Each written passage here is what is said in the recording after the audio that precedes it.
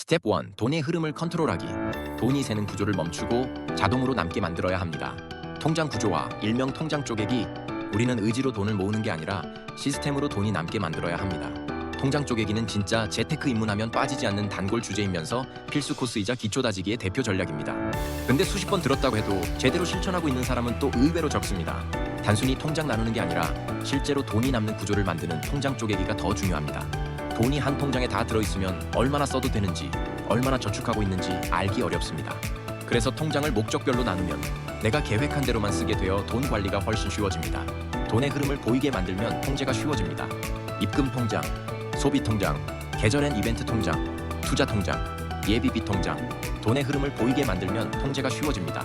입금 통장은 월급, 기타 수입이 들어오는 기본 통장이며 이 통장에서 다른 모든 통장으로 돈이 자동으로 분배됩니다. 소비 통장은 매달 쓸 생활비, 교통비, 식비 등이 들어있는 통장이며 체크카드나 현금은 이 통장에서만 사용하도록 합니다. 소비 통장은 예산을 명확히 설정하고 지출을 통제하여 불필요한 소비를 막고 계획적으로 돈을 쓸 수 있게 만들어줍니다. 계절 앤 이벤트 통장, 여행, 명절, 계절 대형 지출 등 미래의 소비를 위해 매달 일정 금액을 자동이체로 저축합니다.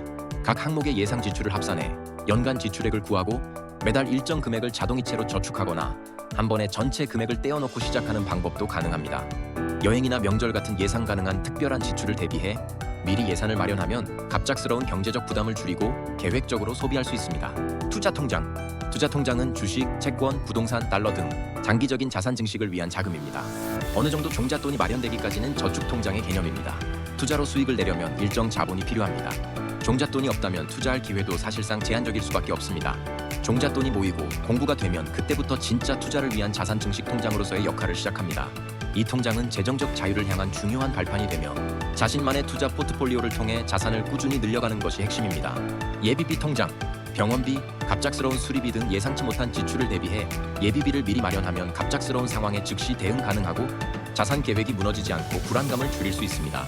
미리 준비되어 있지 않으면 결국은 꼬박꼬박 쌓아놓은 저축이나 투자 자산을 꺼내야 하기 때문에 보통 3개월에서 6개월치 정도 생활비를 예비비로 설정하는 것이 추천됩니다.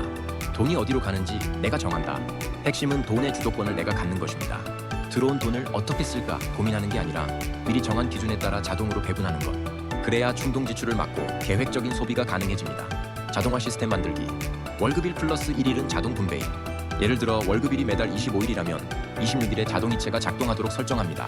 이러면 돈이 들어오자마자 남는 돈만 소비하게 되니까 자연스럽게 저축이 먼저, 소비는 나중이라는 원칙이 지켜집니다.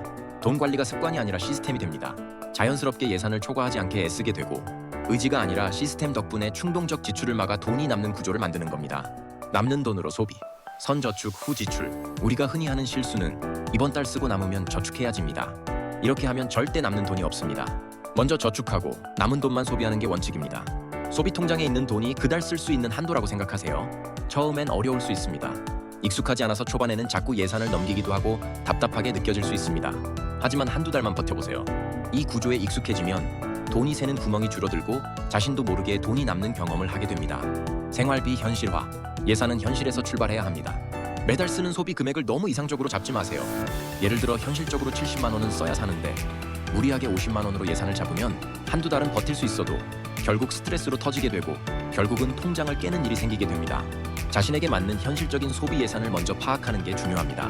현실적인 소비 예산은 어떻게 찾을 수 있을까요? 최근 3개월 동안 내가 어디에 돈을 얼마나 썼는지 확인해보세요. 은행 앱이나 카드사 앱 또는 뱅크샐러드, 토스, 핑크 같은 앱을 쓰면 카드 지출, 현금 지출, 자동이체까지 다 합쳐서 지출 내역을 한눈에 볼 수 있습니다. 식비는 얼마였고 통신비, 교통비는 얼마였는지 카페, 쇼핑, 배달비 등 내가 자주 쓰는 항목을 분류해보세요. 그렇게 항목별로 총 3개월 지출 금액을 더한 뒤 월 평균을 계산합니다. 이제 이 평균치를 기준으로 줄일 수 있는 소비와 꼭 필요한 소비를 나눠봅니다. 카페나 배달처럼 줄여도 생활에 큰 지장이 없는 부분은 줄이고 교통비나 식비처럼 꼭 필요한 항목은 그대로 유지해도 괜찮습니다. 그 다음 평균보다 살짝 낮은 금액으로 예산을 한번 세워보세요. 예를 들어 식비 평균이 30만 원이었다면 28만 원 정도로 도전해보는 겁니다. 너무 빡빡하지 않게, 하지만 약간의 절약은 유도할 수 있는 수준이 좋습니다. 이렇게 한 달 정도 예산대로 써보고 너무 힘들거나 예상보다 여유가 있다면 다음 달엔 금액을 다시 조정하면 됩니다. 예산은 이상이 아니라 데이터에서 시작해야 합니다. 내가 실제로 어떻게 쓰고 있는지를 먼저 알아야 현실적인 계획을 세울 수 있습니다. 처음엔 낯설고 귀찮을 수 있지만 딱 한 번만 해보면 내 돈의 흐름이 보이기 시작하고 그때부터는 진짜 돈이 남기 시작합니다.